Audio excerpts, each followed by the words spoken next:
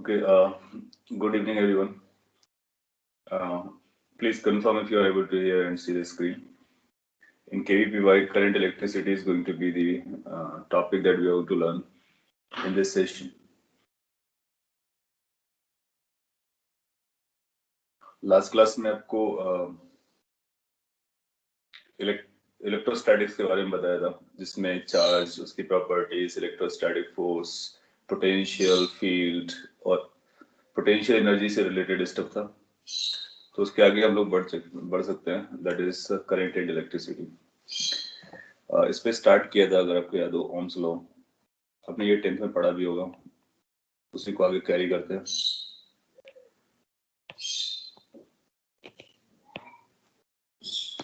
Ohm's law में आप पढ़ते हो कि जो पोटेंशियल डिफरेंस होता है वो करंट और रेजिस्टेंस के मल्टीपल के बराबर होता है। एक सिंपल सा इक्वेशन है, छोटा इक्वेशन है, इसका कई जगह यूज होता है।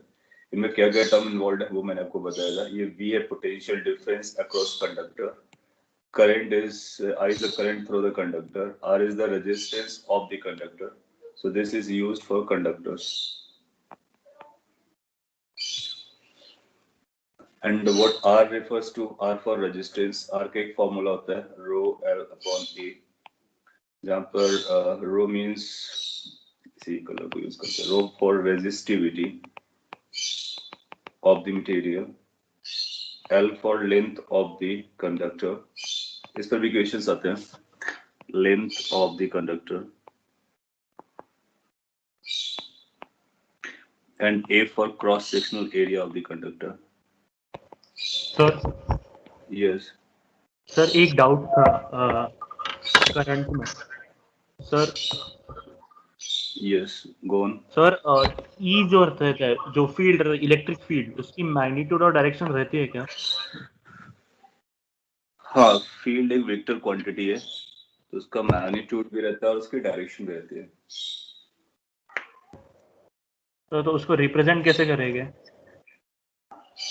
उसको रिप्रेजेंट करने के लिए वो चार्ज के केस में मैंने बताया था, अगर इलेक्ट्रोस्टैटिक का पॉइंट आपको याद है कि इन केस अपने पास एक प्लस चार्ज है, पॉजिटिव चार्ज Q, सो किसी भी डिस्टेंस पर अगर आप फील्ड को रिप्रेजेंट करना चाहते हो, सो it will B along the R and away the R। इसको आइडेंटिफाई करने के लिए बेसिकली आप इस फॉर्मूले को यूज करते हो, E is equal to F/Q। That means you presume कि अगर एक पॉजिटिव चार्ज हम यहाँ पर रखें, ये Q एक पॉजिटिव टेस्ट चार्ज होता है, एंड देन यू सी कि जो दूसरा चार्ज है वो इस वाले चार्ज पर किस डायरेक्शन में फोर्स लगाने वाला है। तो फील्ड का डायरेक्शन वही आता है जो फोर्स का डायरेक्शन होता है अगर Q पॉजिटिव है। तो इस पॉइंट को हम यूज करते हैं। सो एक पॉजिटिव चार्ज को यहाँ पे प्लेस करेंगे, फिर कूलॉम फोर्स को देखेंगे। सिंस दूसरा वाला पॉजिटिव था और ये भी पॉजिटिव है, सो रिपेल करेगा, सो फोर्स की डायरेक्शन इस डायरेक्शन में आएगी। जिस डायरेक्शन में फोर्स का डायरेक्शन आएगा, इलेक्ट्रिक फील्ड भी उसी डायरेक्शन पे जाता है। सो ये फंडामेंटल वे है जिस वे की वजह से हम लोग, और जिसको यूज करके हम लोग उसकी डायरेक्शन पता करते हैं। ना इसका काउंटर वर्जन कैसे हो जाएगा, अगर ये -Q चार्ज रहा होता और आपको इस पॉइंट पर फील्ड निकालना है, तो आप यहाँ पर +Q को इमेजिन करेंगे, टेस्ट चार्ज को, एंड देन सी की फोर्स किधर लगने वाला है। तो अट्रैक्टिव नेचर होने की वजह से फोर्स इधर लगेगा, तो जिस डायरेक्शन में फोर्स होगा उसी डायरेक्शन में फील्ड आएगी, तो फील्ड की डायरेक्शन भी इधर आ जाएगी। तो ये जो पॉइंट है काफी इंपॉर्टेंट पॉइंट है।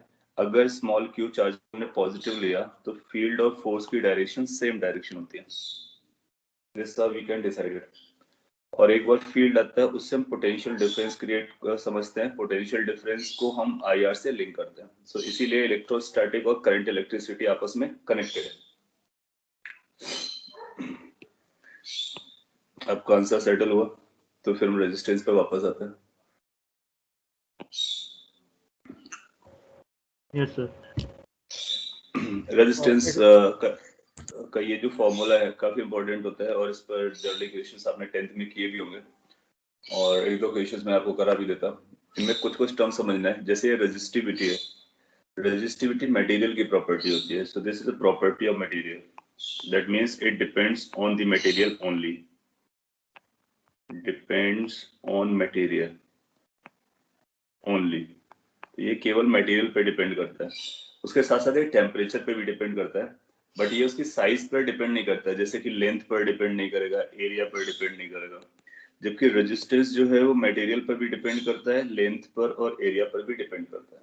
तो कई बार आपसे ऐसा पूछेगा कि एक कंडक्टर है जिसकी रेजिस्टिविटी रो है, उसकी लेंथ को मैंने डबल कर दिया तो उसकी रेजिस्टिविटी पे क्या फर्क पड़ेगा? तो आप बोलोगे उसकी लेंथ को आप डबल करो, ट्रिपल करो, कुछ भी करो, resistivity will not change. So resistivity depends on material. और अगर किसी और क्वांटिटी पे डिपेंड देखना है तो वो टेम्परेचर पे डिपेंड करता है। तो टेम्परेचर पे कैसे डिपेंड करता है वो मैं बता देता हूँ। तो उन पॉइंट्स को आप चाहो तो नोट भी कर सकते हो, फ्यूचर में भी काम आएंगे। रेजिस्टिविटी डिपेंड्स ऑन टेम्परेचर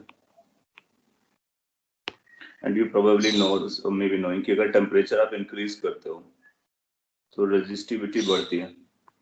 तो ज्यादा टेम्परेचर होता है, रेजिस्टेंस बढ़ता है, रेजिस्टिविटी बढ़ती है।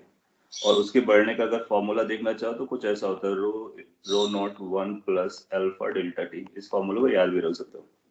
ये बेसिकली बताता है कि अगर किसी ओरिजिनल टेम्परेचर पर या इनिशियल टेम्परेचर पर रो नॉट रेजिस्टिविटी थी तो किसी हायर टेम्परेचर पर कितनी हो जाएगी? रो हो जाएगी। और बेटर होगा कि उसको अगर फुल फॉर्म में लिखना चाहो तो इस तरह से भी लिख सकते हो, T not T minus T not. इसका मतलब टी नॉट टेम्परेचर की रेजिस्टिविटी रो नॉट है, टी टेम्परेचर की रेजिस्टिविटी रो है। टेम्परेचर बढ़ा तो रो की वैल्यू बढ़ जाती है। और यहाँ पर जो अल्फा है that is a small positive constant, small positive constant.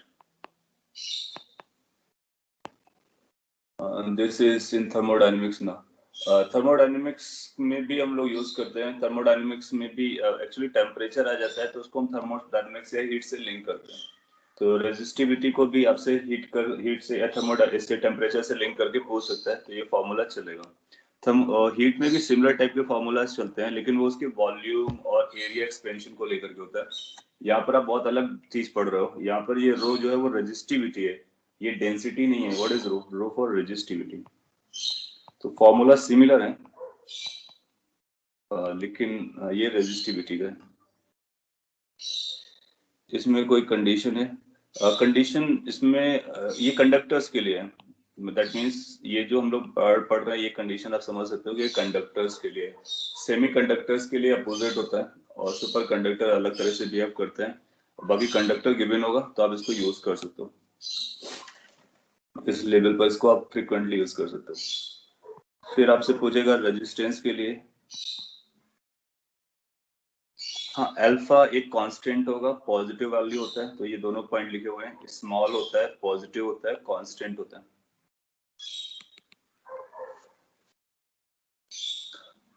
तो लेंथ जब चेंज होगी तब, हाँ, इस पे ये भी हम प्रिज्यूम करके चलते हैं कि जब हमसे रेजिस्टिविटी का चेंज स्टडी करना होगा तो उस समय हम वो सारे चीजों को इग्नोर करते हैं। कौन सी? कि लेंथ में कोई चेंज आ रहा है, एरिया में कोई चेंज आ रहा है, उन सबको इग्नोर करते हैं। दे आर इग्नोर्ड, क्योंकि अदरवाइज कैलकुलेशन थोड़ी सी कॉम्प्लेक्स हो जाएगी।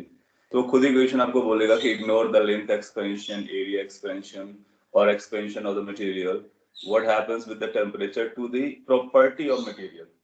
तो दो तरह की प्रॉपर्टीज होती है, एक मटेरियल को मेजर करने की होती है, एक मटेरियल की खुद की प्रॉपर्टी होती है। जैसे कि रेजिस्टिविटी क्या है? रेजिस्टिविटी मटेरियल की प्रॉपर्टी है। तो उसको जब हम टेम्परेचर के साथ देखते हैं तो उसके केस में हम उसके थर्मल एक्सपेंशन को इग्नोर करके चलते हैं। तो वो आपको बोलेगा तो आप उसको इग्नोर कर देंगे। अगर रेजिस्टिविटी टेम्परेचर पे डिपेंड करती है तो रेजिस्टेंस भी कटेगा, क्योंकि आर की वैल्यू रो एल बाई होती है। जब कभी आपसे क्वेश्चन पूछा जाए टेम्परेचर से रिलेटेड, राइट, तो आप लेंथ और एरिया के एक्सपेंशन को इग्नोर करेंगे, केवल रेजिस्टिविटी के एक्सपेंशन को वॉच करेंगे। तो ये भी टेम्परेचर पे डिपेंड करेगा और रिजल्ट कैसा होगा? R is equal to R naught 1 plus alpha T minus T naught. वो अल्फा आपको दे देगा, टेम्परेचर्स देगा, इनिशियल रेजिस्टेंस देगा, फाइनल रेजिस्टेंस आपसे पूछ सकता है। सो ये जो फॉर्मूला इसके सिमिलर जा रहा है, इग्नोरिंग थर्मल एक्सपेंशन। क्या रेजिस्टेंस टेम्परेचर पे डिपेंड करता है? यस। टेम्परेचर बढ़ाने से रेजिस्टेंस बढ़ता है? यस, वो आप बात कर सकते हो। लेकिन resistance apart from temperature, it also depends on dimensions of the conductor. एक छोटा सा पॉइंट है बट इम्पोर्टेंट पॉइंट है, ये आपसे इसलिए पूछेगा क्योंकि रेजिस्टिविटी और रेजिस्टेंस में बेसिक डिफरेंस है कि वो पहला वाला प्रॉपर्टी है मटेरियल का, दूसरा वाला मटेरियल को यूज करता है एज वेल एज उसकी डायमेंशंस को भी यूज करता है। अंडरस्टूड। और इस पर कैसे इक्वेशन आ सकते हैं, जैसे मैं आपको इक्वेशन देता हूँ और एक्सपेक्ट करता है आंसर पहले, फिर इसके बाद मैं सॉल्व करता हूँ। ये बोलता है कि लेट से, और ऐसे बोलते हैं let the length of a conductor is increased by 1% by elongating it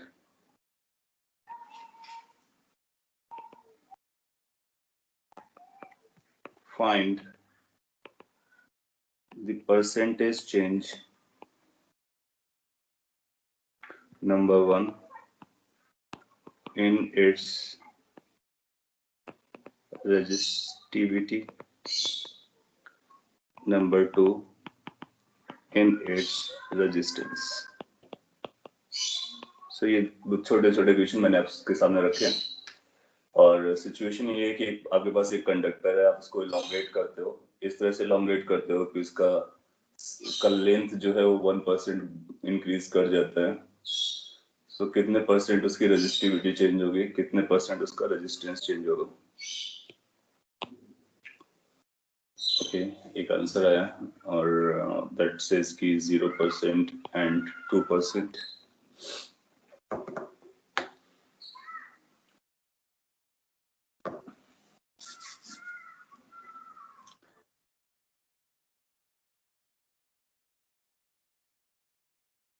हाँ, आप इलोंगेट करोगे तो फिर एरिया कम होगा और उसको भी इनकॉर्पोरेट करना होता है।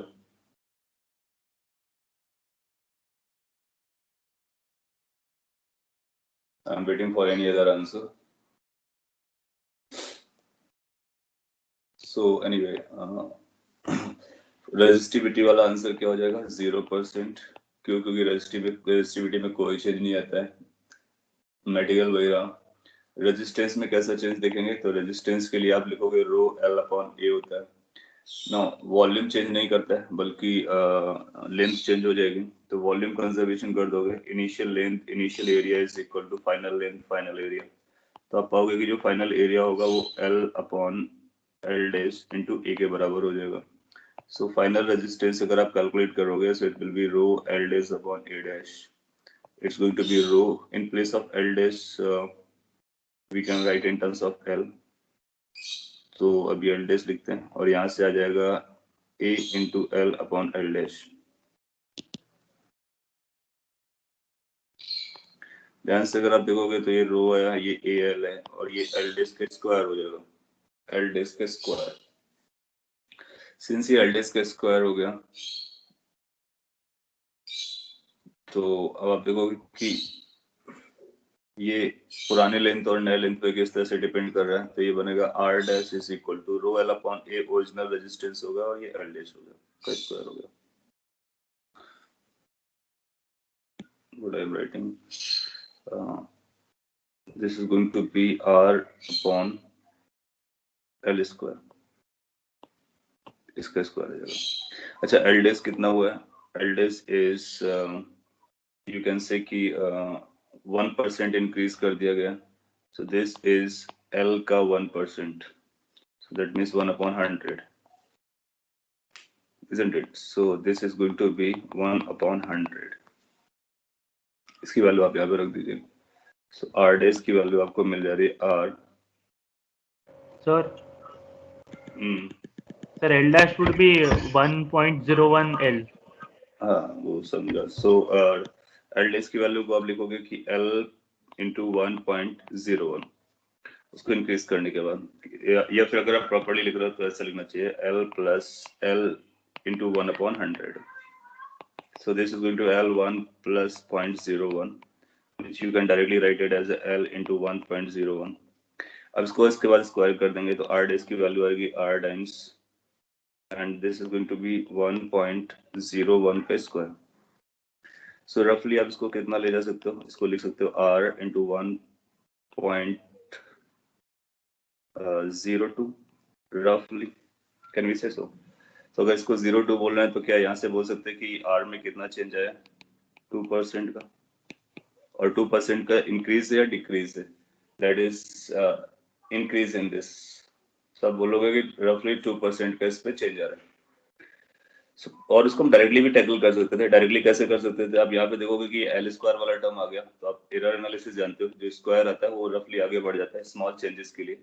स्मॉल चेंजेस के लिए हम इसको 2% डायरेक्टली बोल सकते हैं, या फिर प्रॉपर कैलकुलेशन करोगे तो रफली वहां से भी आंसर अपना 2% आ जाएगा। पॉइंट इज दिस कि अगर आप इलोंगेट करते हो तो आर लेंथ के स्क्वायर के प्रोपोर्शनल जाता है। सो अगर आपने लेंथ का डबल किया है तो ये 4 टाइम हो जाएगा, और पावर 2 पे चलता है। आपको उस क्वेश्चन में इस बात का ख्याल रखना होगा क्या वो इलोंगेट किया गया या फिर कुछ और किया गया। अगर एडिशनल ऐड किया गया तो फिर एरिया वही रहेगा, तो लेंथ के डायरेक्टली प्रोपोर्शनल रहता है। सो इस इक्वेशन को देख करके हम ये नहीं बोलेंगे कि R is proportional to length, no. Claim ऐसा करना रॉन्ग हो जाएगा। नाइदर वी कैन क्लेम कि 1/a के रेसिप्रोकल होगा, क्योंकि एल और ए आपस में कनेक्टेड है। तो जब तक हम एल और ए में रिलेशन सेट नहीं करेंगे तब तक कुछ नहीं बोल सकते। इसलिए इस तरह इक्वेशन काफी पॉपुलर रहता है, वो आप बता सकते हो।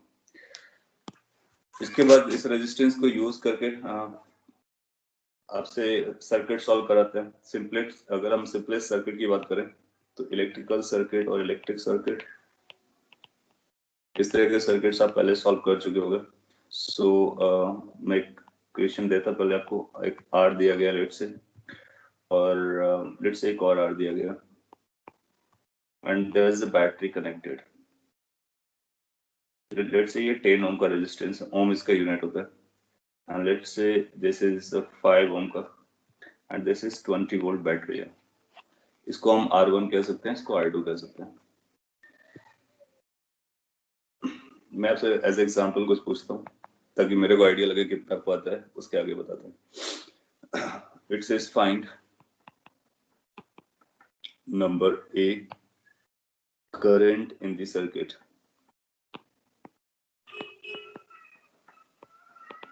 So अगर आपसे पूछता है कि how much the current is flowing in the circuit, so can you answer that?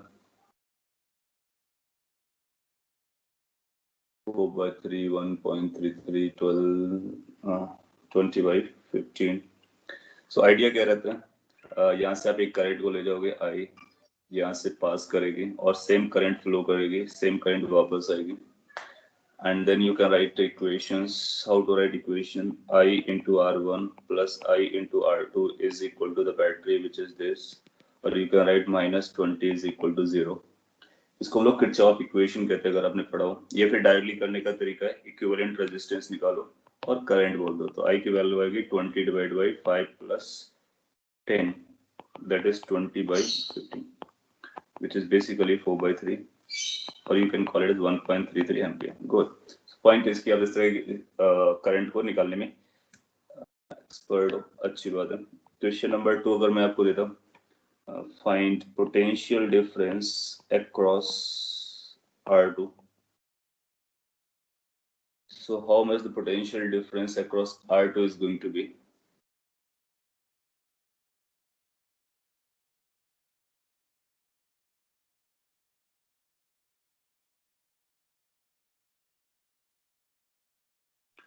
The answer 20/3 है। So आपने कुछ ऐसा बोलना है कि अगर R2 के क्रॉस पोटेंशियल डिफरेंस का नाम V2 बोला जाए तो the current, the resistance, Ohm's law लगाने का, करंट कितना फ्लो कर रहा है 4/3, रेजिस्टेंस कितना जा रहा है, that has been given as a 5, was that, yeah, 5, so this will become 20/3 volt. Good. So इस तरह से आप पोटेंशियल निकाल सकते हो किसी भी एक एलिमेंट के अक्रॉस, और करंट पूरे सर्किट से निकाल सकते हो। और ये जो लिखा गया है इसको किरचॉफ्स वोल्टेज लॉ कहते हैं। मैं शॉर्ट में बता देता हूँ, लिखने का तरीका क्या होता है। करंट को आप फ्लो कराओगे और हाई पोटेंशियल से लोअर पोटेंशियल तक करंट चलती है, इस तरह माइनस और प्लस लगा दोगे। बैटरी के लिए जो बड़ा टर्मिनल होता है वो पॉजिटिव होता है, छोटा टर्मिनल नेगेटिव होता है। फिर किसी एक पॉइंट से आप स्टार्ट करो और उसी पॉइंट पर वापस आ जाओ, और हर एलिमेंट का पोटेंशियल डिफरेंस लिखने का। जब हर एक का पोटेंशियल डिफरेंस लिखोगे तो फर्स्ट के लिए आएगा IR1 for second you will write IR2, for third जब आप थर्ड को लिख रहे होगे तो फिर इस समय आप नेगेटिव से एंट्री कर रहे होगे, इसलिए माइनस लगाने का, टोटल सम 0 करने का। सो ये इक्वेशन से हम कॉम्प्लिकेटेड सर्किट्स को भी सॉल्व कर देते हैं। मैं आपको एक दूसरा एग्जांपल देता, थोड़ा सा कॉम्प्लेक्सिटी बढ़ाते हुए, जो पूछा जा सकता है सिमिलर टाइप का। लेट्स से अगर आपसे ऐसा बोलते हैं कि अपने पास एक ये रेजिस्टेंस है, and let's say there's a battery, there's one more resistance, there's another battery, and there's one more resistance with this battery.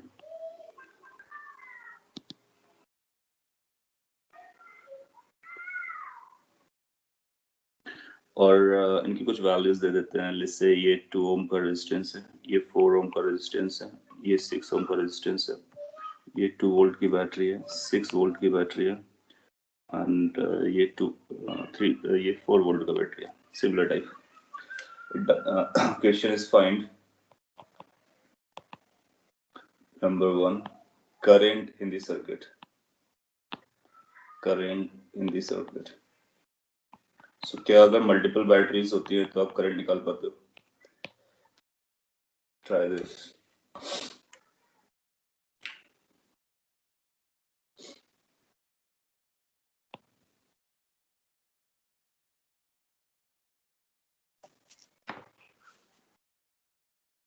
इससे पहले वाले केस का आंसर 20/3 था, वो आपने निकाल लिया है।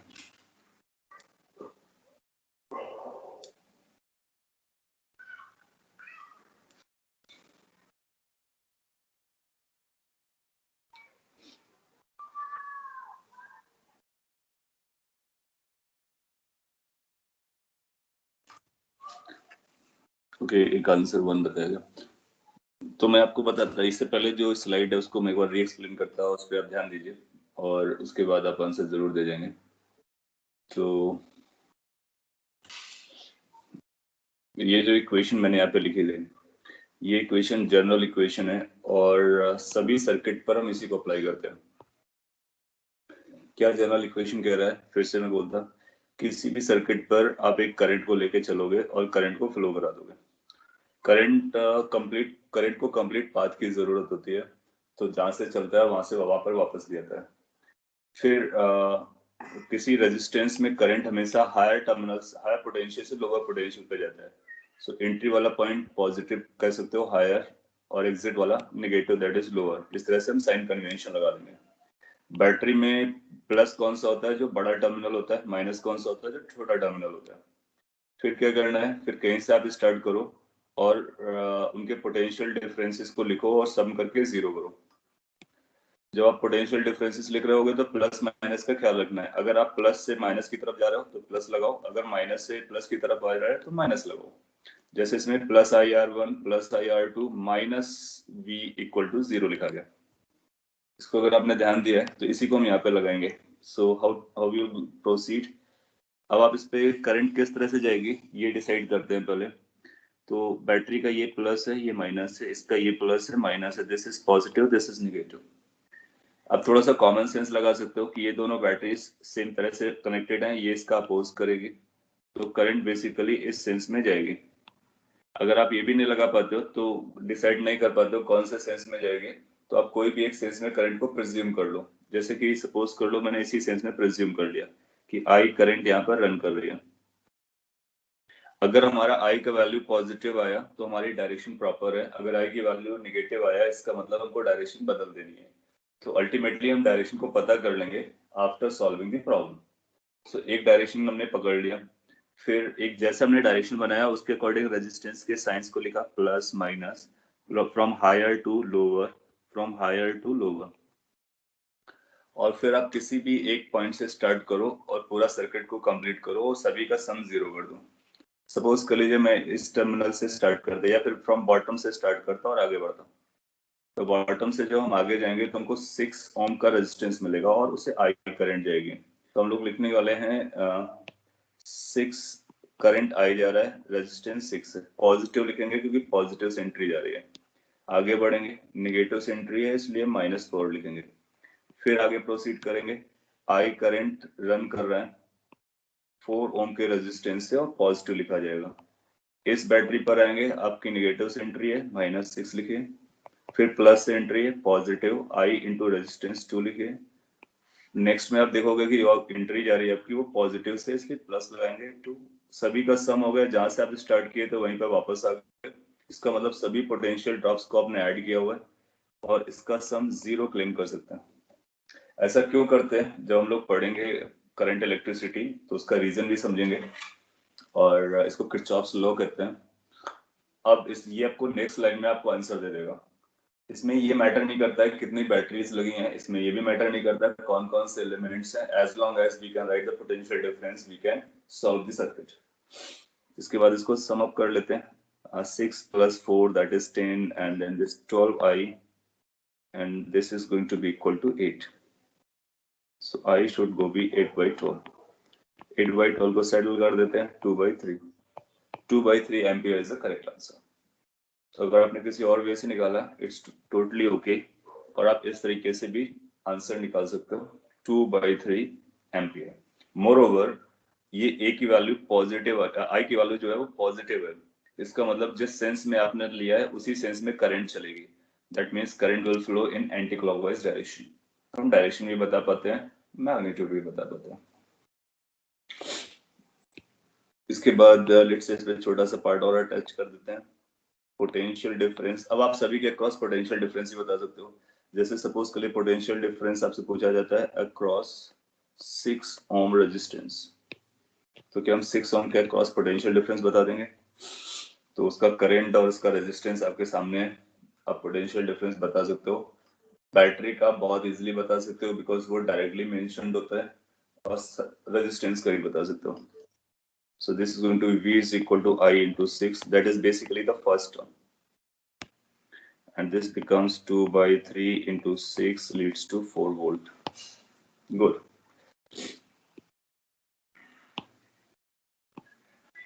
ये जो इक्वेशन बनाया है इसको बोलते हैं that is called Kirchhoff's voltage law.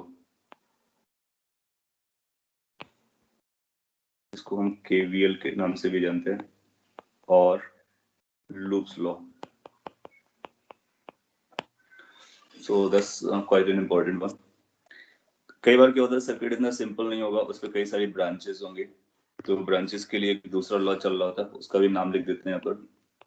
That is called Kirchhoff's current law, that's called KCL, और जंक्शन लॉ। अलग ये काफी ऑब्वियस है और आपको आता भी होगा। इसका ये मतलब होता है कि जिस तरह से हमने वोल्टेज लॉ में क्या किया, वोल्टेज लॉ में टोटल पोटेंशियल डिफरेंस को लूप में सम करके 0 किया, इस तरह से यहाँ पे क्या करते हैं कि किसी जंक्शन में टोटल करंट का सम 0 करते हैं। जैसे कि अगर अपने पास एक ये ब्रांच, एक यहाँ से ऐसा कुछ दिया गया है, और लेट से एक इधर ब्रांच जाती है, एक ब्रांच इधर जाता है, और एक ब्रांच इधर जाता है, ऐसा एक सर्किट आपको दिया गया है। ये मैंने कंप्लीट नहीं बनाया, कुछ पोर्शन बना दिया, और आपसे बोलता है कि यहाँ से करंट 3 एम्पियर आ रहा था, और यहाँ से करंट 5 एम्पियर जा रहा है, और फाइनली यहाँ पर 8 एम्पियर मिला। सो ये करंट इस वाली ब्रांच में करंट कितना होगा और इस वाली ब्रांच में कितना करंट होगा। लेट्स से इस वाली ब्रांच का करंट I1 है, इस वाली ब्रांच का करंट I2 है, तो आपसे सिंपली पूछ सकता है कि फाइंड I1 एंड I2। अब पाओगे ये बहुत ऑब्वियस है, बट स्टिल एक लॉ है और जो चार्ज कंजर्वेशन पे बेस्ड है। सो आपको क्या करना होगा, इस जंक्शन पर एक रूल लगाना होगा कि जितना भी करंट आएगा उतना करंट जाएगा। तो जाने वाला करंट इधर 5 दिख रहा है, आने वाला करंट 3 दिख रहा है, इसका मतलब कुछ आना चाहिए, तो ये जो करंट I1 है वो आएगा। And how much it should be? It must be equal to 2 ampere, so that total incoming current at this junction is equal to total outgoing current. Similarly, जब आप इस जंक्शन पर आओगे तो आप बोलोगे कि 5 एंट्री ले रहा था, 8 एग्जिट कर रहा है, तो something has to come in, and how much has to come in, वो दोनों के डिफरेंस से निकाल लेंगे, तो ये 3 एम्पियर हो जाएगा। So I2 must be 3 ampere. तो किसी भी जंक्शन पर कितना करंट इन कर रहा है उतना ही करंट को बाहर निकलना होता है। That's called Kirchhoff's current law और जंक्शन लॉ। आपसे पूछ सकता है कि ये लॉ किस कॉन्सेप्ट पे बेस्ड है, तो this is based on based on charge conservation, और हम लोग पढ़ चुके हैं कि चार्ज कंजर्व होता है। This is based on charge conservation. आपसे भी पूछ सकता है कि जो केसीएल है, किरचॉफ्स वोल्टेज लॉ है, ये किस पर बेस्ड है? तो this is based on energy conservation, based on energy conservation. आप कैसे इसको लिंक कर सकते हो? क्योंकि यहाँ पर हम वोल्टेज ड्रॉप को देख रहे हैं, यानी इलेक्ट्रिक फील्ड को देख रहे हैं, और वोल्टेज ड्रॉप का मतलब पोटेंशियल एनर्जी का चेंज भी होता है, वो आपस में लिंक होते हैं। तो पोटेंशियल एनर्जी है, इसका मतलब एनर्जी को हम कंजर्व करा रहे हैं। सो ये थ्योरेटिकल पॉइंट्स हैं। Apart from this points, generally आपसे ये पूछता है कि आपके पास एक वोल्ट मीटर है, अमीटर है, जो इलेक्ट्रिकल डिवाइसेस होती है उनके बारे में जानने की कोशिश करता है। तो छोटा सा आइडिया उनके बारे में भी दे देता हूँ। इलेक्ट्रिकल इंस्ट्रूमेंट्स,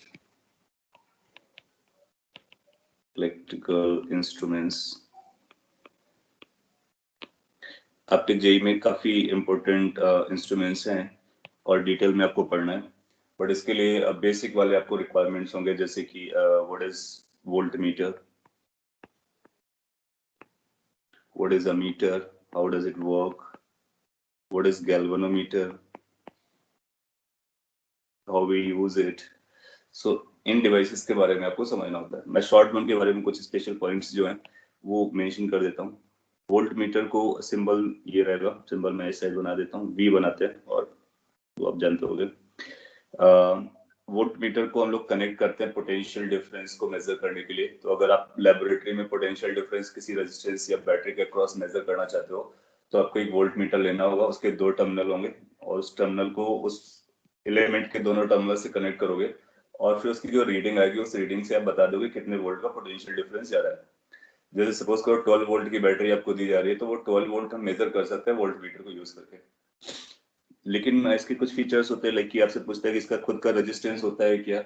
यस, कोई भी इंस्ट्रूमेंट आप लोगे उसका खुद का रेजिस्टेंस होगा, क्योंकि वो कंडक्टर से मिलकर बना होता है, कंडक्टर के पास रेजिस्टेंस होता है, तो एवरी डिवाइस कैरी रेजिस्टेंस। फिर आपसे पूछेगा कि इसका रेजिस्टेंस कैसा होना चाहिए अच्छा आउटपुट आने के लिए, कम होना चाहिए या ज्यादा होना चाहिए? Any idea what should be the resistance or what type of the resistance voltmeter should have if you are expecting a good result? Should it be very high or average or low or very low? Yes, so it should be as high as possible, so it should be very high, so high resistance, ideally infinite. So अगर कभी आपसे पूछता है ideally कितना होना चाहिए, it should B infinite. That means अगर आपको आइडियली बोला जाए तो आप बोलोगे कि it carries infinite resistance.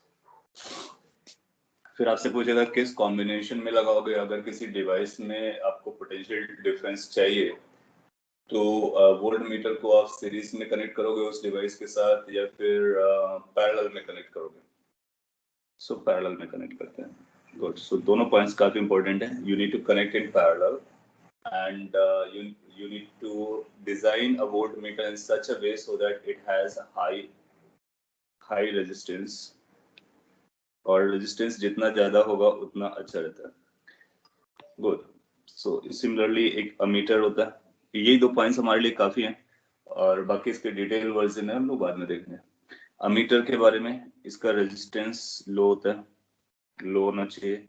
Ideally कितना होना चाहिए? 0 होना चाहिए।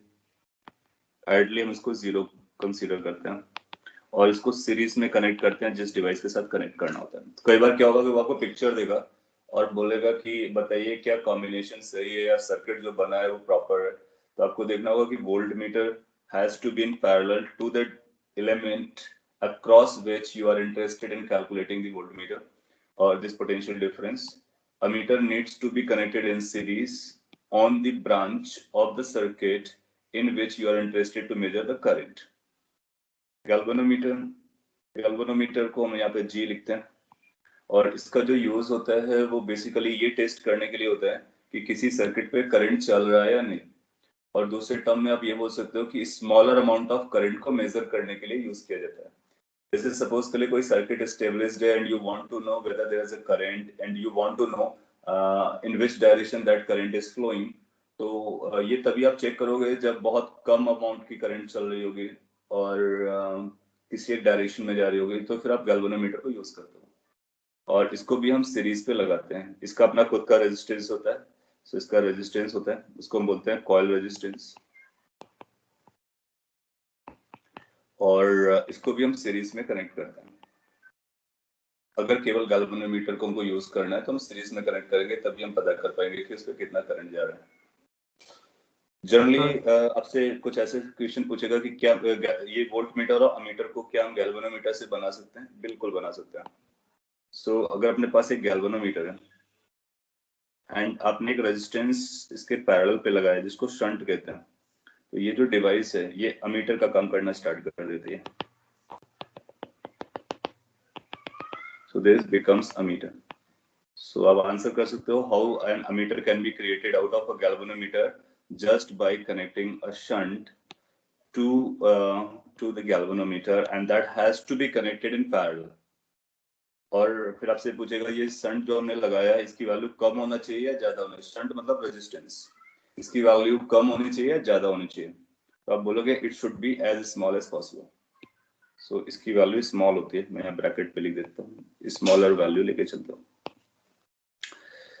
इन केस अगर आपने एक रेजिस्टेंस को गैल्वेनोमीटर के साथ सीरीज पे लगा दिया तो ये डिवाइस वोल्ट मीटर का काम करना स्टार्ट करती है।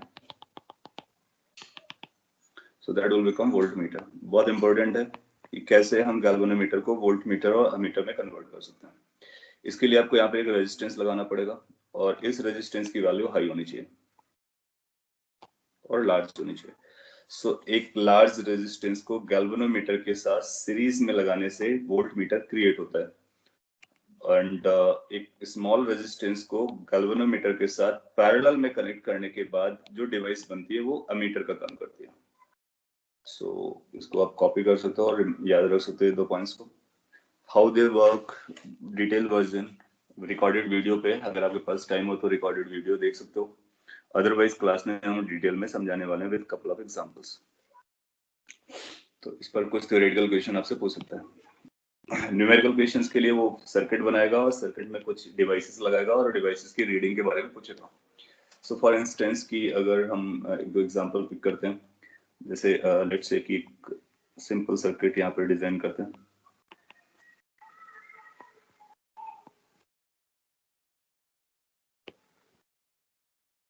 एंड लेट्स से ये 20 वोल्ट का बैटरी है and this is 5 ohm resistance, and let's say this is 15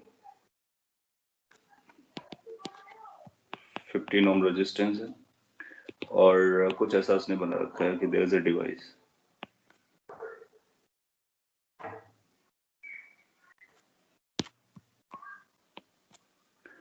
and there's one more device connected over here.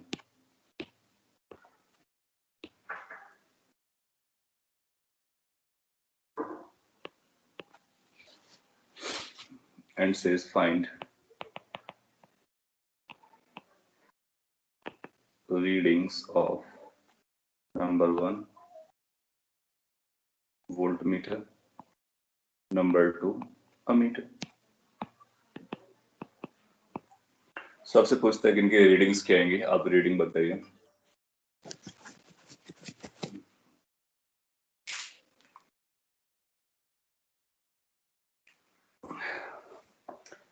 सो अब वोल्ट मीटर का रीडिंग बता दोगे, अमीटर का रीडिंग बता दोगे, काम हो जाएगा। बेसिकली ये वही क्वेश्चन है जो थोड़ी देर पहले आपने डील किया था। और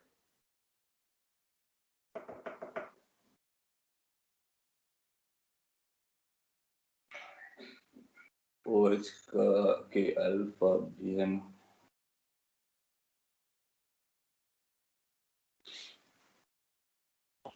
अमीटर की resistance will affect things. Yes, बिल्कुल। देखो क्या होगा कि अब इसको आंसर देने के पहले अपने को ये फाइंड आउट करना पड़ेगा कि ये जो डिवाइस है ए, इसका अपना खुद का रेजिस्टेंस होगा। तो रेजिस्टेंस ऑफ अमीटर, इसका खुद का रेजिस्टेंस होगा resistance of volt meter.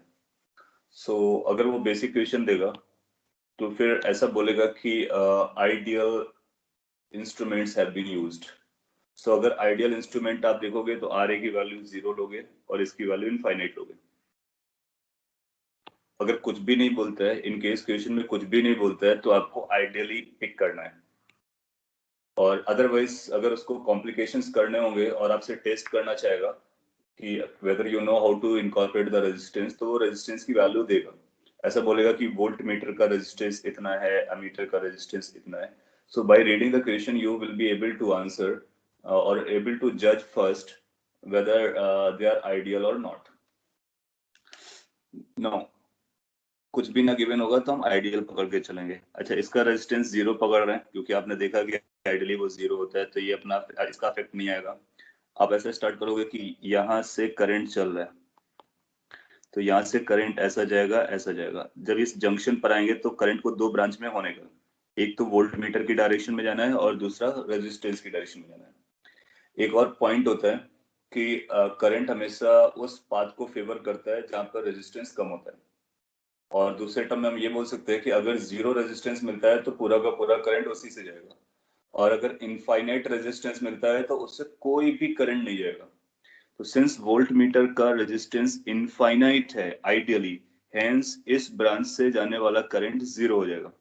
Since ये करंट 0 हो गया तो इंटायर करंट कहां से जाएगी, इंटायर करंट इस 15 से पास कर जाएगी और फिर यहां से इंटायर करंट ऐसा चलेगा. अगर आपको ये एक्सप्लेनेशन समझ में आया तो आपको ये पॉइंट भी समझ में आना चाहिए और आएगा कि why we take resistance high of voltmeter. We take resistance high of voltmeter just for the sake of कि जो भी करंट यहाँ से जा रहा है वो सारा का सारा सर्किट पे ही रहना चाहिए, इंस्ट्रूमेंट पे वेस्ट नहीं होना चाहिए. ओके, और इसके बाद इसको सॉल्व कर लोगे. जब आप इसको सॉल्व करोगे तो वोल्ट मीटर के लिए पहले आप अमीटर के लिए सॉल्व कर लो, किरचॉफ इक्वेशन बना लो, प्लस माइनस और प्लस माइनस. स्टार्ट करेंगे तो 15 times I minus 20 plus 5i is equal to 0, which becomes 20i is equal to 20. I is coming as a positive as well as 1. इसका मतलब current का direction भी सही है और 1 एम्पियर का आंसर है, तो आप इसको 1 एम्पियर बोलोगे. फिर ये जो वोल्ट मीटर का रीडिंग होगा वो I इंटू 15 हो जाएगा. I 1 आया, 15 से मल्टीप्लाई करना है, सो 15 वोल्ट आ जाएगा. कौन सा प्लस टर्मिनल है, पहले वाला प्लस है, कौन सा माइनस है, सेकंड वाला. तो ये हायर टर्मिनल होगा, ये लोअर टर्मिनल होगा. तो इस तरह से हम डायरेक्शन भी बता सकते हैं और उसका मैग्नीट्यूड बता सकते हैं, करंट बता सकते हैं. तो इंस्ट्रूमेंट्स को जज करके बता देंगे. सपोज करो इंस्ट्रूमेंट की उसने ऐसे रेजिस्टेंस की वैल्यू देती, जैसे इसकी A की वैल्यू दे देता, तो फिर उसको हम वैसे ही ट्रीट करते हैं जैसे बाकी सब रेजिस्टेंस को ट्रीट करते हैं और उसके बाद फिर आंसर निकालते हैं. सो अगर अमीटर के पास रेजिस्टेंस होता तो उसको भी सर्किट में सिंपली रेजिस्टेंस जैसा ट्रीट कर रहे होते. सिमिलरली वोल्ट मीटर केस में. ओके, सो इस तरह के क्वेश्चंस का भी पॉपुलर रहता है. If resistance is given then parallel and series में रजिस्टर को इनकॉर्पोरेट कर लेंगे. Yes, that's what I am saying कि वो पैरेलल और सीरीज में उसको इनकॉर्पोरेट कर लोगे और फिर उस सर्किट को सॉल्व करोगे द वे वी नो. फिर उसके बाद जो पूछा जाएगा उनका आंसर हम इजीली कर सकते हैं. तो जनरली आपसे यही पूछेगा आइडियल केस का, बट अगर वो एक स्टेप आगे जाता है तो आप उसको भी सॉल्व करके बता सकते हो. फिर कुछ और पॉइंट्स रहते हैं जैसे रेजिस्टेंसेस हैं उनका सीरीज कॉम्बिनेशन, तो वो आप जानते होंगे. Combination of resistance,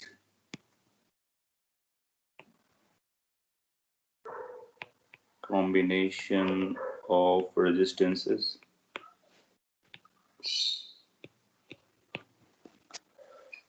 So there are two type of combinations generally we talk about, और नटसेल पे बात करोगे तो 3 टाइप्स के बोल सकते हैं.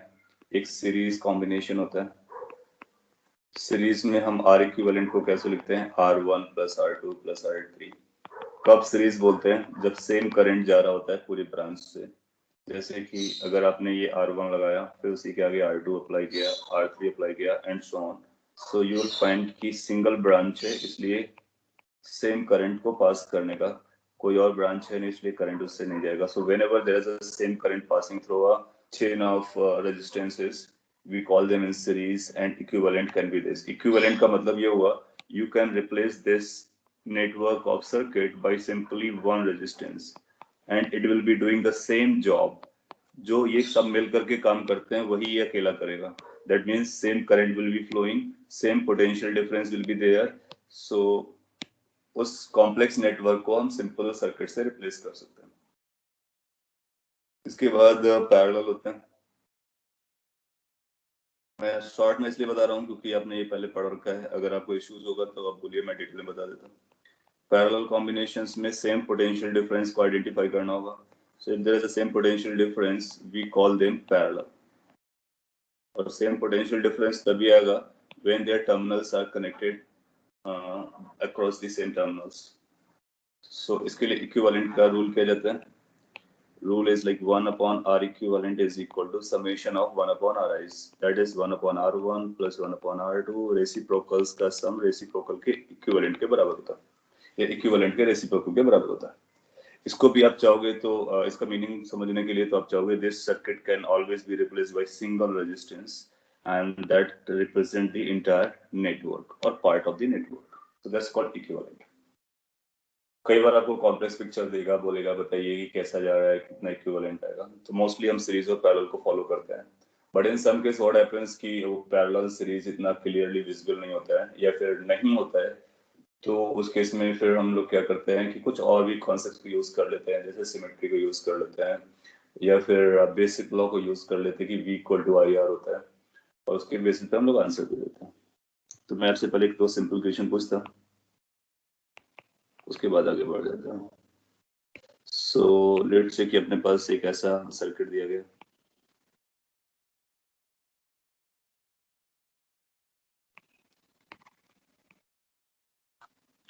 और ये टर्मिनल A है, this is the terminal B, and it says let's say कि ये 6 ओम का रेजिस्टेंस है, ये 2 ओम का, this is 3 ohm, this is 6 ohm, and last one is 4 ohm. आपसे बोलता है R इक्विवेलेंट बताइए, AB के क्रॉस R इक्विवेलेंट कितना है? अपने से बहुत सारे क्वेश्चंस किए होंगे, but still you can try this और can give the answer. So 11 एक आंसर आ रहा है जो कि कई लोग बोल रहे हैं, ठीक है। और इसको करने के अपने पास कई तरीके हैं। एक तो सीरीज पैरेलल आइडेंटिफिकेशन है, फिर एक बैटरी आप लगा लो, बैटरी को सॉल्व करो। तो एक जनरल तरीका क्या होता है वो मैं डिस्कस कर लेता हूँ। अगर सपोज कर लीजिए आपको सीरीज पैरेलल कॉम्बिनेशन किसी सर्किट में नहीं समझ आता है, तो आप क्या कर सकते हो कि एक ऐसा बैटरी लगाओ अपनी तरफ से, उस बैटरी की वैल्यू को V पकड़ो और उससे चलने वाली करंट को I पकड़ो, फिर इसके बाद इस सर्किट को सॉल्व कर डालो। जब आप सर्किट को सॉल्व करोगे किरचॉफ को लगाते हुए, तो अल्टीमेटली जब सॉल्व करोगे तो इसकी वैल्यू कुछ ऐसी आ जाएगी, V is equal to I into something, और I के साथ जो भी नंबर आएगा वही हमारा R इक्विवेलेंट हो जाएगा। तो किसी भी सर्किट में अगर हम इस तरह से कभी फंस जाते हैं और हमारे पास टाइम रहता है तो हम जरूर सॉल्व कर सकते हैं। We will connect a battery, we will say some current is going on, simplify it, ultimately we will get a relation like V is equal to I into some number, whatever that number is coming, that has to be the equivalent resistance. Anyway, ये बहुत आसान है, इसलिए इसको आप easily return कर सकते हो। इन तीनों को पहले पैरेलल में कंबाइन करोगे, जब इन्होंने अपने पैरेलल में कंबाइन किया होगा तो 1/2 प्लस 1/3 प्लस 1/6 किया होगा, तो ये 1 आ गया होगा, इसका रेसिप्रोकल भी 1 आ जाएगा, तो फिर टोटल कितना हो जाएगा? आप बोलोगे R इक्विवेलेंट की वैल्यू 6 प्लस 1 प्लस 4 आनी चाहिए, दैट इज 11 ओम आ जानी चाहिए। तो इस तरह से आप इसका आंसर बता सकते हो, बट ये जो मेथड है जनरलाइज मेथड है, उसको कभी भी आप यूज कर सकते हो। एक दो एग्जांपल मैं थोड़ा सा बेटर करा देता हूँ। लेट्स से उसे कुछ पॉइंट्स भी आपको समझ में आ जाएंगे। लेट्स से अगर कोई आपसे बोलता है कि अपने पास ये है, एक ये है, एक ये 3 रेजिस्टेंसेस हैं, लेट्स से ये 2 ओम है, ये 3 ओम है, ये 6 ओम है, और आपको ए और बी के क्रॉस बताना है कितना इक्विवेलेंट आएगा। लेकिन उसने क्या किया है, कुछ ऐसा अरेंजमेंट कर दिया, एक कंडक्टिंग वायर को यहाँ से यहाँ तक कनेक्ट कर दिया और एक कंडक्टिंग वायर को यहाँ से यहाँ कनेक्ट कर दिया। अब आपसे पूछता है कि what is the equivalent resistance for this circuit. So can you try how much this is going to be? I am giving you 1 minute, इसके बाद मैं एक्सप्लेन करता हूँ।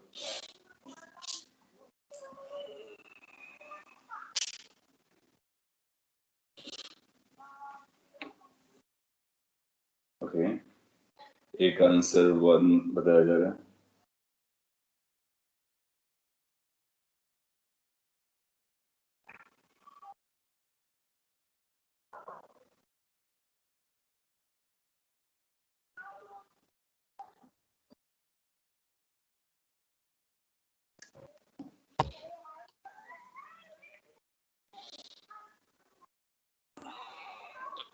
तो देखो क्या होगा कि ना इसमें जब आप एक तो तरीका ये है, अपने पास एक बैटरी लगाओ, सॉल्व करो, और सीरीज पैरेलल अगर आप वॉच करोगे तो आपको डायरेक्टली सीरीज पैरेलल में नजर नहीं आएगा। तो एक रूल चलता है कि जब कभी आपको ये कंडक्टिंग वायर नजर आए, तो कंडक्टिंग वायर का मतलब होता है कि एक ऐसा वायर है जिसका रेजिस्टेंस जीरो है। इसका रेजिस्टेंस हम जीरो मान के चलते हैं, और अगर जीरो रेजिस्टेंस आएगा तो आप पाओगे कि इसके हर एक पॉइंट का पोटेंशियल सेम होता है। सो कंडक्टिंग वायर और कनेक्टिंग वायर जो हम लोग यूज करते हैं उसके हर एक पॉइंट का पोटेंशियल सेम होता है। तो इसका मतलब ए पॉइंट का वही पोटेंशियल होगा जो इस पॉइंट का पोटेंशियल होगा। इस कंडक्टिंग वायर के हर एक पॉइंट का पोटेंशियल सेम होगा। तो पोटेंशियल डिफरेंस कब आता है? जब रेजिस्टेंस आपको दिखाया जाए, या फिर बैटरी को अप्लाई किया जाए, या फिर बोला जाए कि ये जो वायर हमने लगाया उसके पास रेजिस्टेंस है। अदरवाइज जितना भी हम लाइंस दिखाते हैं ना, वो लाइंस कंडक्टिंग वायर को मानेंगे और वो जीरो रेजिस्टेंस का केस मानेंगे, और वो सेम पोटेंशियल होगा।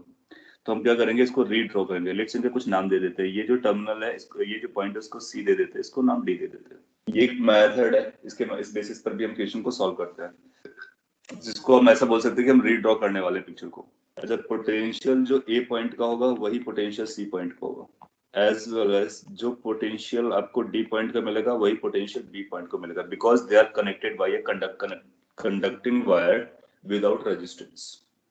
फिर आइडिया क्या होगा कि अगर आपको सेम पोटेंशियल वाले पॉइंट्स मिलते हैं तो उनको आप एक ही लोकेशन पर बना सकते हो। ये सी पॉइंट को अगर आप ए पर ज्वाइन करा दो, कोई फर्क नहीं पड़ेगा, क्योंकि ये वायर का काम ही है ज्वाइन कराना। तो हम क्या करते हैं, उसको रीड्रॉ करते हैं। कैसे ड्रॉ करेंगे? जितने भी पोटेंशियल वाले सेम पोटेंशियल पॉइंट्स हैं उनको एक ही पॉइंट पर लिखने वाले हैं, और एक बी पॉइंट हमारे पास है और बी का वही पोटेंशियल है जो डी का है, तो बी और डी को एक साथ ड्रॉ करेंगे और ए और सी को एक ही पॉइंट पे ड्रॉ करेंगे। फिर जो भी रेजिस्टेंस जैसा कनेक्टेड था उसको उन्हीं पॉइंट्स के बीच में कनेक्शन बना के रखना है। सो कनेक्शन में चेंज नहीं लाएंगे। ये जो 2 ओम का रेजिस्टेंस है वो ए पॉइंट और डी पॉइंट के बीच में कनेक्टेड है। सो आप ए पॉइंट से डी पॉइंट पे जाओ, और रेजिस्टेंस है ये। सो ए से डी पे जाने के बाद उसको ज्वाइन कर दो। ये 2 ओम का हो गया। फिर आप देखोगे ये 3 ओम किसके बीच में कनेक्टेड है? सी और D. C is here, D is here, तो सी और डी के बीच में आप एक और रेजिस्टेंस लगा दो जिसका नाम 3 ओम हो जाएगा। फिर इस 6 ओम के पास जाओ, ये सी और बी के बीच में कनेक्टेड है। Search where is C, where is B. So again आपको यहाँ पर एक लगाना पड़ेगा, और वो सी और बी के बीच में हो जाएगा। कितना हो जाएगा? 6 ओम का हो जाएगा। नाउ अब जैसे आपने इसको रीड्रॉ किया, अब पाओगे कि लाइफ काफी इजी नजर आएगी, और इसके बाद आप ये आइडेंटिफाई कर सकते हो what goes on, and then you can find what the value is, right. ये पैरेलल हो जाएगा। सो पैरेलल के केस में एग्जैक्टली अभी यही नंबर हम लोगों ने यूज किए थे, 1/2, 1/3, 1/6 is equal to 1, so R equivalent is 1। So my point is कि इससे आपको एक पॉइंट लर्न करना है कि जब कभी एक कनेक्टिंग वायर हो और उनके अलग अलग पोटेंशियल्स, कनेक्टिंग वायर हो, तो जिन पॉइंट्स पर वो कनेक्टेड है उन पॉइंट्स के पोटेंशियल सेम हो जाएंगे। उस पिक्चर को रीड्रॉ कर लो, और उन पॉइंट्स को एक ही पॉइंट्स पे ड्रॉ करने के बाद आप पाओगे कि फिर आपको काफी इजी सर्किट नजर आने लगेगा, और फिर इसको सॉल्व कर सकते हो। ठीक है? Sir, yes. can you re-explain the redrawing part once again? Okay, so redrawing में हम लोग कर क्या रहे हैं? First we are going to identify those points which are having the same potential, और वो कैसे आइडेंटिफिकेशन आएगा? जो कनेक्टिंग वायर है उसको देख करके। फिर आप चाहो तो उनको नाम दे सकते हो, और जिनका पोटेंशियल सेम होगा उनको फिर आप अलग अलग न ड्रॉ करके एक ही पॉइंट पे ड्रॉ करोगे। तो जैसे बी और डी एक पॉइंट पे मैंने ड्रॉ किए, और ए और सी को एक पॉइंट पे ड्रॉ किए। फिर आप इस ओरिजिनल सर्किट पर आओ और वॉच करो कि कौन सा रेजिस्टेंस किन पॉइंट्स के बीच में कनेक्टेड है। तो जो रेजिस्टेंस जिन पॉइंट्स के बीच में कनेक्टेड होगा, आपको उन्हीं पॉइंट्स के बीच में उसको कनेक्ट करना पड़ेगा, अदरवाइज हमारा सर्किट चेंज हो जाएगा। तो जैसे आपने ये 2 ओम को वॉच किया, 2 ओम इज कनेक्टेड बिटवीन 2 पॉइंट्स। किसी भी रेजिस्टेंस या बैटरी को कनेक्ट होने के लिए 2 पॉइंट्स की जरूरत होती है। बाकी दुनिया में क्या चल रहा है उसका उससे कोई खास कनेक्शन नहीं होता है, एज फार एज कनेक्शन उसकी कनेक्टिविटी इज कंसर्न। तो ये 2 ओम का जो रेजिस्टेंस है वो ए और डी पर इंटरेस्ट रखता है। तो जहां पर ए हो, जहां पर डी हो, उनके बीच में 2 ओम को लगाने का। सिमिलरली 3 ओम को आप देखो वो किसके बीच में? सी और डी के बीच में। फिर आपने देखा सी इधर है, डी इधर है, तो 3 भी लगा दिया। 6 भी बी और सी के बीच में, बी और सी के बीच में लगा दिया। फिर जब आपने रीड्रॉ कर लिया सारे रेजिस्टेंसेस को, फिर आपको पता चला अरे ये तो पैरेलल कॉम्बिनेशन है, तो इस ओरिजिनल फिगर में पैरेलल विजिबल नहीं था, जब आपने रीड्रॉ किया तो पैरेलल आ गया। ऐसा जरूरी नहीं कि कोई भी कॉम्प्लेक्स अरेंजमेंट हमेशा पैरेलल आता है, ये रीड्रॉ करने के बाद हमको पता चलता है कि वो किस तरह के कॉम्बिनेशन में जा रहा है, फिर हम उसका आंसर देते हैं। Can we use KVL here? Yes, of course we can use KVL। आप इसको एक बैटरी लगाओ, KVL यूज करो और इसको सिंप्लीफाई करो, आपको V is equal to IR जैसा रिलेशन मिलेगा, वहां से भी आप ड्रॉ कर सकते हो। यहाँ पर भी यूज कर सकते हो ओरिजिनल सर्किट पे, अगर आप रीड्रॉ नहीं करना चाहते हो तो उस पर आपको ये ख्याल होना चाहिए कि जो कनेक्टिंग वायर होता है वो पूरा का पूरा करंट लेके जाता है ना, सो पूरा करंट यहाँ से जाएगा, फिर कुछ पोर्शन इधर से जाएगा, कुछ इधर से जाएगा, कुछ इधर से जाएगा। वो पूरा का पूरा करंट का मतलब तब होता है जिसके क्रॉस होती है। तो यहाँ पर आपको प्रॉपरली सॉल्व करना पड़ेगा, क्योंकि ये बीच में एक टर्मिनल है डी वाला, अगर ये डी वाला टर्मिनल नहीं होता तो फिर इस ब्रांच से कोई करंट नहीं जाता, पूरा का पूरा ऊपर से जाता। तो केवीएल को सॉल्व यूज करके भी आप लगा सकते हो। देन आफ्टर करंट इलेक्ट्रिसिटी में आपसे कुछ क्वेश्चंस पूछता है जिसको हमको थोड़ा सा ज्यादा इंपॉर्टेंस देना चाहिए। हीट और power related stuff, heat produced और हीटिंग इफेक्ट ऑफ करंट भी कह सकते हो, हीट प्रोड्यूस्ड बाय रेजिस्टेंस। तो इसको मैं क्विकली समराइज कर देता हूँ। सो किसी भी रेजिस्टेंस से अगर करंट चलता है तो वो टाइम के साथ हीट का प्रोडक्शन करता है। कितना हीट प्रोड्यूस करता है? आई स्क्वायर आर इंटू टी, अगर टी टाइम तक इसको ऑन करके रखा। इसी हीट को आप लिख सकते हो V square by R into T, इसी हीट को आप लिख सकते हो V into I into T. These are the heats. अगर हम पावर के टर्म में बात करें, how much power is being generated, so power को पी से लिखते हैं, वो एच अपॉन टी होता है, हीट बाई टाइम होता है। और इसको आप लिखोगे तो ये आई स्क्वायर आर आएगा, ये वी स्क्वायर बाई आर आएगा और ये वी इंटू आई आएगा। इस तरह के क्वेश्चन में एक जो खास इंपॉर्टेंट पॉइंट बनता है जिसपे स्टूडेंट मिस्टेक करता है, वो आपको अवॉइड करना है। वो क्या है कि पहले तो ये समझना है कि ये टर्म्स कौन कौन से लिखे गए हैं। इसमें आई का मतलब ये जो करंट आपको दिख रहा है, आर का मतलब ये रेजिस्टेंस दिख रहा है, दैट मींस नेटवर्क का उतना वाला पोर्शन जिस रेजिस्टेंस के बारे में बात हो रही है और उससे पास होने वाली करंट। बैटरी से कितना करंट चल रहा है वो हमारे लिए इम्पोर्टेंट नहीं है, जो रेजिस्टेंस हमने चूज किया उससे कितना करंट जा रहा है वो हमारे लिए इम्पोर्टेंट है। दूसरा पॉइंट, इस पे जो हम V यूज करते हैं, V का मतलब होता है इसके क्रॉस पोटेंशियल डिफरेंस, प्लस और माइनस। ये जो V है इससे हमारा मतलब है। कई बार क्या होता है हम कंफ्यूज हो जाते हैं, बैटरी वाला V पिक कर लेते हैं। बैटरी का पोटेंशियल डिफरेंस अलग हो सकता है और हमारा जो प्राइमरी इंटरेस्ट होगा वो रेजिस्टेंस के अक्रॉस कितना पोटेंशियल डिफरेंस है वो, यानी यहाँ पर हम V is equal to I R को यूज कर रहे हैं और V across the resistance, I through the resistance and R the resistance, इन तीनों टर्म्स को हम यूज कर रहे होते हैं और उसके बेसिस पर ये लगा रहे होते हैं। तो हीट प्रोडक्शन और पावर प्रोडक्शन वो हम यहाँ से पता कर सकते हैं। फिर जनरली इसको ऐसे क्वेश्चन पूछता है कि जो पावर आती है वो वॉट्स में आती है, उसको किलो वॉट आवर में कन्वर्ट कर लेते हैं। फिर आपसे ये पूछ सकता है कि कितना इलेक्ट्रिसिटी बिल आएगा, कितने ड्यूरेशन तक यूज किया गया एंड ऑल दैट। तो वो आप यहाँ से हीट और पावर को कैलकुलेट करके बता सकते हो। इसको हीटिंग इफेक्ट ऑफ करंट भी कहते हैं। आपने लिखा can 2 ohm and 3 ohm come in series and 6 ohm in parallel while redrawing। वो इसके प्रीवियस क्वेश्चन से रिलेटेड आप पूछ रहे हो, तो वो उस बात पे डिपेंड करेगा कि कनेक्टिंग वायर कैसे लगाए गए हैं। तो अगर आप कनेक्टिंग वायर डिफरेंट तरीके से लगाओगे तो सीरीज पैरेलल में भी आ सकते हैं, जिस तरह से लगाया था उस केस में पैरेलल पर ही आ रहा है। एक क्वेश्चन मैं आपको इस पर दे देता है हीट पर, सिंपल सा, और सर्किट से रिलेटेड ही दे रहा हूँ मैं। लेट्स से कि अपने पास एक ऐसा सर्किट दिया गया, एक ये आर और एक ये आर। ये थोड़ा सा चैलेंजिंग हो जाएगा, जैसे कि आप कितना सॉल्व कर पाते हैं उसके बाद मैं एक्सप्लेन करता हूँ।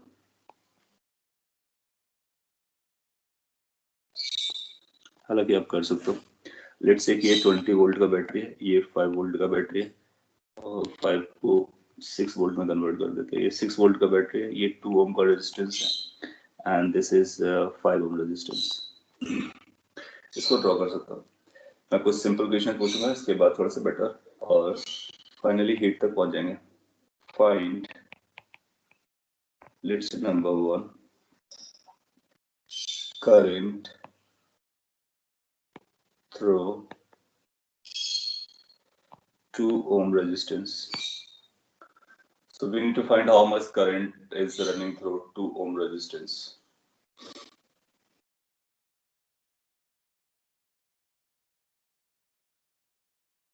ये लास्ट क्वेश्चन है, इसके बाद लोग वाइंड अप कर देंगे.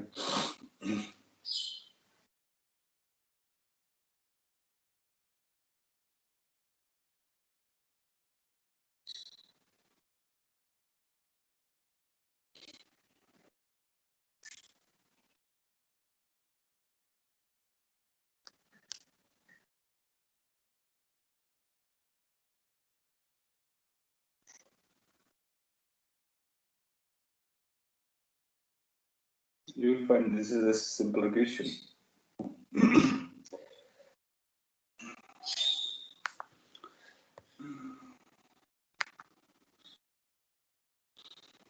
एक आंसर 3 है. आपको ये बहुत सिंपल क्वेश्चन है, आप बेसिक कॉन्सेप्ट्स को पकड़ो ना. हाँ, क्या उसने बोला है कि आपको 2 ओम पे चाहिए ना, तो सिंपली ओम्स लॉ अपना लिए सफिशिएंट है. 2 ओम रेजिस्टेंस ये है. क्या 2 ओम के क्रॉस पोटेंशियल डिफरेंस हम पता कर पा रहे हैं? यस, क्योंकि 2 किसके साथ कनेक्टेड है? बैटरी के साथ कनेक्टेड है. और बैटरी कितना वोल्ट का है? 6 वोल्ट का है. तो इसके लिए आप 2 ओम पर V इक्वल टू IR लगा दो. V is equal to IR लगा दो. 2 ओम के क्रॉस या पाओगे ये हायर टर्मिनल है, क्योंकि प्लस इसका ये लगा हुआ है, ये लोअर टर्मिनल है, तो ये नेगेटिव हो गया. सो इसका मतलब करंट हायर से लोअर की तरफ जाएगी, इस तरफ जाएगी. तो यहाँ से डायरेक्शन भी हमको पता चल गया, करंट की डायरेक्शन ये होनी चाहिए. और how much current? So how much potential difference is 6. Current we need to find out. Resistance is 2. So how much the current is 6/2, that is 3 ampere. तो कई बार क्या होता है, कॉम्प्लिकेटेड सर्किट आपको दिखाता है, बट आपसे बहुत सिंपल सी क्वेश्चन पूछेगा. तो आपको 2 ओम के क्रॉस करंट चाहिए था या थ्रू करंट चाहिए था, तो उसके क्रॉस कितना वोल्टेज है पहले हम वो पता कर लेंगे, पोटेंशियल डिफरेंस. और वो क्लियर कट आपको दिख रहा है. इसका बाकी सर्किट से कोई कनेक्शन नहीं है. 3 एम्पियर करंट आ गया और उसका डायरेक्शन भी मैंने आपको दिखा दिया, उस डायरेक्शन में जा रहा है. तो this is 3 ampere. Yes, somebody want to ask something? Sir करिए तो बाहर का 20 वोल्ट है वो भी तो जाएगा ना. हाँ बिल्कुल, सभी का इन्फ्लुएंस है. लेकिन जो यहाँ पर आपने समझा, ये ओम्स लॉ को आप समझते हो ना, और ओम्स लॉ लगाने में कोई बुराई नहीं है, और उसके अकॉर्डिंग हमारा आंसर आ जा रहा है. So that will be taking care of everything that is occurring or coming from outside. Why we should worry when we can apply Ohm's law, which is true and which is applicable, so we can give our answer. It will automatically take care of things that is occurring from outside. And it's not we are ignoring outside, we are using everything and we are giving our answer. 20 volt वाली battery का कोई importance नहीं है क्या? बिल्कुल importance है. And the current passing through 5 ओम, उसका भी इंपॉर्टेंस है, वो आपको अगले क्वेश्चन में मिल जाएगा. ये 2 ओम का आंसर देने के लिए ओम्स लॉ अपने आप में सफिशिएंट है, बिकॉज 2 ओम्स के क्रॉस आपको बैटरी डायरेक्टली मिल चुकी है, उसका पोटेंशियल डिफरेंस डायरेक्टली मिल गया है. और ओम्स लॉ कहता है कि अगर पोटेंशियल डिफरेंस पता हो, रेजिस्टेंस पता हो, तो रेजिस्टेंस से चलने वाली करंट हम बता देते हैं, एज वेल एज बोथ उसका बता देते हैं, मैग्नीट्यूड और डायरेक्शन दोनों. आप केवीएल भी लगा सकते हो, तो केवीएल भी लगा करके हम निकाल सकते हैं. सो अभी केवीएल लगाने की जरूरत नहीं पड़ेगी, सिंस ये इजीएस्ट था, इजीली कैच कर सकते हो, इसलिए मैंने आपको ये बताया. आप ऐसा भी स्टार्ट कर सकते हो कि यहाँ से करंट आई जाता है, यहाँ से आई जाएगा, फिर ये आई 2 पार्ट में डिवाइड होगा. ऊपर लेट से ये I1 हो गया, नीचे लेट से I2 हो गया, फिर आप जंक्शन लॉ से फिर मैच करके I बनेगा. और फिर अगर आप केवीएल लगाना चाहते हो, now apply KVL on this loop. इस छोटे वाले लूप पे लगाओ ना, आपका यही आंसर जो बी पार्ट, जो ए पार्ट हमने सॉल्व किया, उसको बहुत इजीली निकल आएगा. कैसे निकल आएगा मैं बताता. इस पे जब आप किरचॉफ्स लॉ लगाओगे, तो आप लिखोगे 2 टाइम्स I1. मैं इस सेंस में चल रहा हूँ इस लूप पर, और फिर आगे जाओगे तो ये माइनस होगा, ये प्लस होगा. -6 is equal to 0. That means how much I1 is 6/2, that is how much 3 ampere. So KVL will also give us the same answer which we are using, which we are getting using the Ohm's law. So this is KVL method. Now B part के बारे में बात करते हैं. B part में अगर आपसे पूछता है कि find I2, find current through battery, current through 6 volt battery. तो 6 वोल्ट बैटरी से कितना करंट जाएगा ये बताइए। तो अब आपको केवीएल लगानी होगी, लेकिन अब आपको लूप दूसरी चूज करनी होगी। कौन सी? ये वाली। तो नीचे वाला लूप चूज कर लो। जैसे आप नीचे वाला लूप चूज करोगे तो वहां से आपको आई पता चलेगा। I2 तब भी नहीं पता चलेगा, आई पता चलेगा। एक बार आई पता चलेगा फिर केसीएल लगा करके हम I2 निकाल सकते हैं। सो क्या हम उस लूप की इक्वेशन लिख सकते हैं? इसके लिए ये प्लस बनेगा, ये माइनस बनेगा, इसका प्लस माइनस फिक्स है, इसका प्लस माइनस फिक्स है। आप लिखोगे आई इंटू रेजिस्टेंस विच इज 5। आगे बढ़ते हैं, फिर इस पर आते हैं 6 पर, वो पॉजिटिव सेंट्री है तो +6। फिर आगे बढ़ते हैं, नेगेटिव सेंट्री है -20 इज इक्वल टू 0। ये किरचॉफ इक्वेशन समझ में आया? This is a KVL. Again we are applying KVL और लूप्स लॉ इन बॉटम वाला लूप। यहाँ से आपको आई की वैल्यू पता चलेगी। Is it coming 14 divide by 5 ampere. So I की वैल्यू 14 बाई 5 एम्पियर आ रहा है। तो अगर आपसे पूछता है कि 5 ओम के साथ 5 ओम से कितना करंट चल रहा है, अपना आंसर जाएगा 14 बाई 5 एम्पियर। फिर इसके बाद क्या कर सकते हो? अब आपको एक किरचॉफ्स करंट लॉ लगाना चाहिए। किस जंक्शन पे? इस जंक्शन पे। तो उस जंक्शन पे जब लगाओगे तो आपको पता चलेगा incoming current is equal to outgoing currents. अब आपको I पता है, I1 पता है, I2 निकालना है। तो क्या I2 की वैल्यू I माइनस I1 हो Sir, of course yes. sir, but it's coming negative.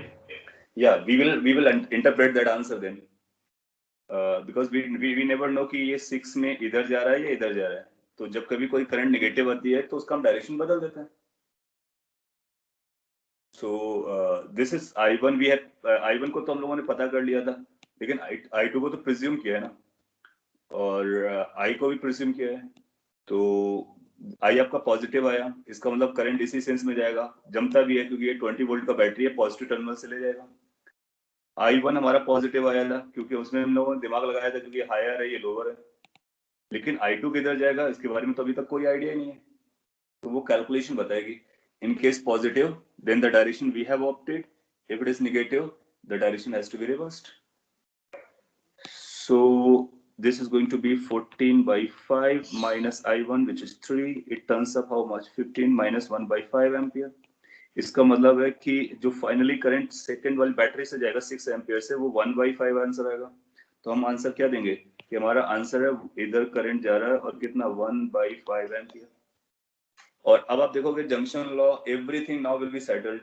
अब एवरीथिंग सेटिस्फाइड होगा, हर जंक्शन पे करंट अपने आप को बैलेंस कर रहा होगा, हर लूप पर किरचॉफ्स वैलिड हो रहा होगा, हर पॉइंट पर ओम्स लॉ वैलिड हो रहा होगा, हर ये रेजिस्टेंस पर। तो इस तरह से कंप्लीट सर्किट सॉल्व हो जाता है। तो जब कभी कंप्लीट सर्किट सॉल्व करना हो तो आप करंट को प्रिज्यूम करो, लूप्स लॉ लगाओ, उनको सॉल्व करो, किरचॉफ्स का करंट लॉ लगाओ, उसको सॉल्व करो, फिर आंसर निकलता है। ठीक है, अभी इसमें कोई पार्ट रिवाइज करना हो तो जरूर बोल लीजिए। अगर आपको समझ में आ गया तो अपना काम डन। ये हो गया 0.2 ampere in the direction which is from right to left. तो यहाँ से करंट इधर जाएगी और यहाँ से करंट इधर आएगी। अब देखो, आपने जो पहला क्वेश्चन पूछा था, जब मैंने पहला आंसर दिया था कि क्या 20 वोल्ट का बैटरी कुछ काम नहीं कर रहा है, बिल्कुल कर रहा है।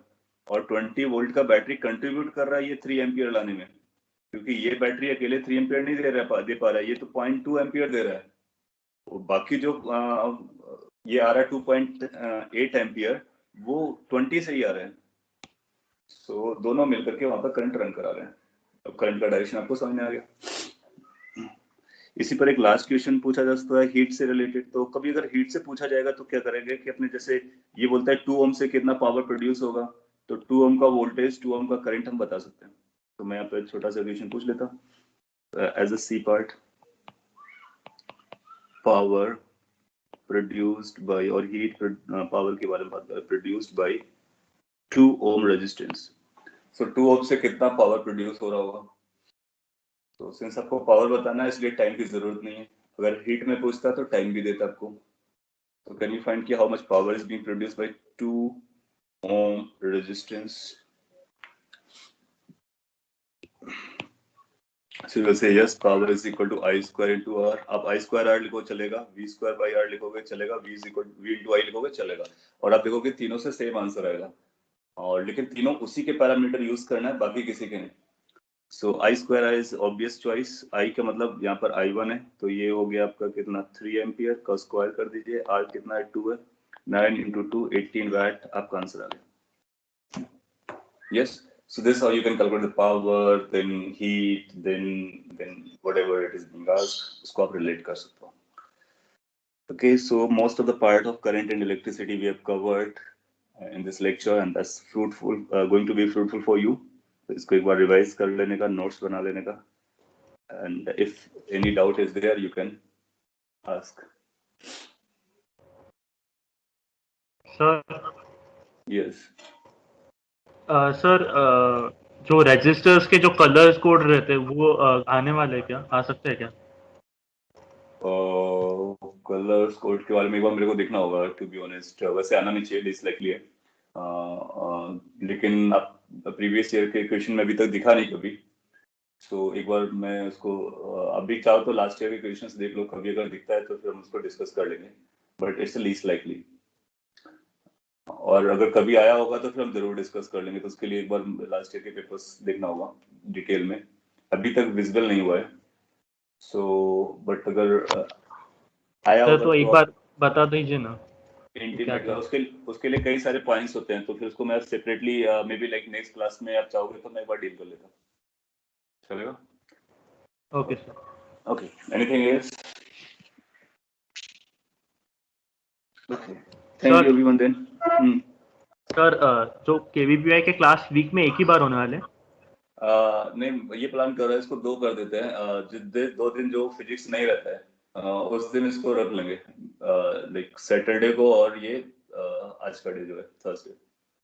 सर तो फिर वेडनेसडे कवर हो जाएंगे कि वेव्स बाकी है, थर्मो बाकी है, ऑप्टिक्स बाकी है? हो जाएगा. फिर जरूरत पड़ती है तो हम उसका ड्यूरेशन बढ़ा देंगे, 2 घंटे कर लेंगे. ओके.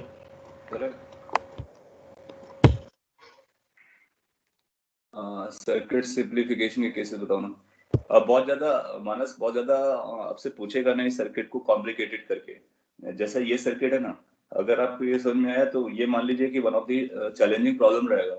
इससे ज्यादा डीप पे नहीं जाएगा वो सर्किट सिंप्लीफिकेशन को लेकर के. सो किरचॉफ्स जो बताया है और जो लूप्स और इक्वेशंस लिखने को बोला है, बस आप उसको एक बार रिवाइज कर लो और प्रैक्टिस कर लो, विल बी सफिशिएंट. आगे जब हम लोग इसको डिटेल में पढ़ेंगे तब आपको काफी कॉम्प्लेक्स, जितना भी इसके कॉम्प्लेक्स सर्किट्स है उसको डील करेंगे. KVPY will not take that level, because उसको पता है कि आप 11th में पढ़ रहे हो तो आपको 10th का नॉलेज है, तो और ये 12th के सब्जेक्ट्स हैं, तो बहुत ज्यादा डीप